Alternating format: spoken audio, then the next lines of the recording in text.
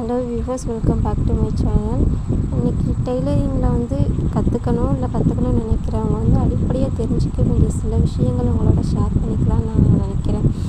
ஏன்னா இப்போ தான் நீங்கள் ஸ்டார்டிங்கில் கற்றுக்க போகிறீங்க, இல்லை உங்களோட துணியை நீங்கள் தைச்சிக்கணும்னு ஆசைப்பட்றீங்க அப்படின்னா, ஒரு மிஷின் வாங்கணும்னு நினைக்கிறீங்க அப்படின்னா, நீங்கள் இந்த மாதிரி பெடல் மிஷின்லேயே பெருசு இருக்கும் பார்த்தீங்களா, அது வாங்கி போடுங்க. ஏன்னா காசு கம்மியாக இருக்குது, இப்போ தான் தைக்க போகிறோம் அப்படின்னு நினச்சிட்டு இதுலேயே சின்ன மிஷின் இருக்கும் பார்த்தீங்களா, அது வாங்காதீங்க தயவு செய்து. ஏன்னா அது மொத்தமான துணிகளை தைக்காது, நிறைய விஷயங்களை அதில் செய்ய முடியாது. இப்போ இதுலேயே நீங்கள் தைச்சிக்கிட்டே இருக்கீங்க, அடுத்தடுத்து துணி வருது, வெளியிலேருந்து ஆர்டர்ஸ் வருதுன்னா கூட நீங்கள் இந்த மிஷின் வச்சுருந்தீங்கனாக்கா நிறைய அதில் நீங்கள் செய்யலாம், நிறைய தைக்கலாம்.